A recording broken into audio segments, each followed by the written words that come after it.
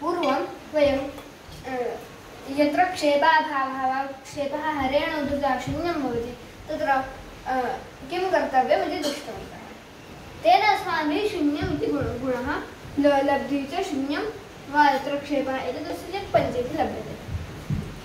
तत्र अधुना शून्यं न आवश्यकमस्ति चेत् किं कर्तव्यम्? तत्र बहुधा गुणाक्ति आवश्यका अस्ति चेत् इष्टाहतस्वहरेण युक्ते ते वा भवेतां बहुधा गुणाक्ति।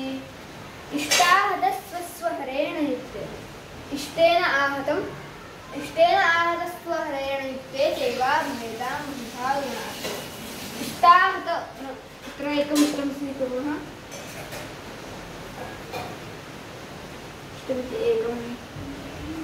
इष्टाहत स्वहरेण युक्ते इष्टेन आहत स्वहरेण युक्ते इत्यत्र गुणकस्य हारेण तथा लब्धेः भाज्येन योगः कर्तव्यः।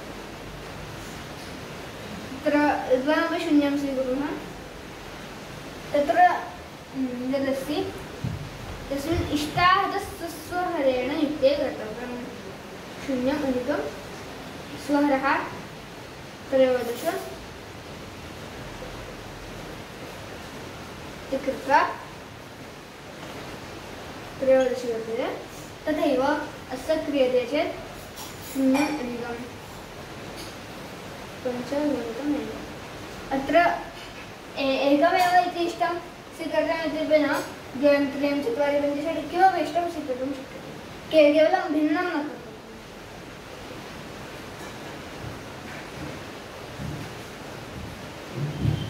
तत्रापि अस्माभिः गुणलब्धिः ज्ञातौ। इदं ध्यातुमिष्यामः। 13 गुणितं 5 65 13 भुक्तं कालकमानं नाम 5 स्यात्। एवं सर्वत्र कुट्टके अत्रैव इति न सर्वत्र कुट्टके एकविंशतिशतं शतद्वयं मध्ये अपि अस्माभिः अन्यगुणलब्धिः आवश्यकौ चेत् कर्तुं शक्यते।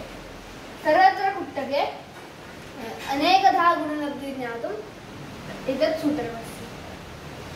अधुना अग्रिमपर्याये स्थिरकुट्टकं द्रक्ष्यामः। नमो नमः।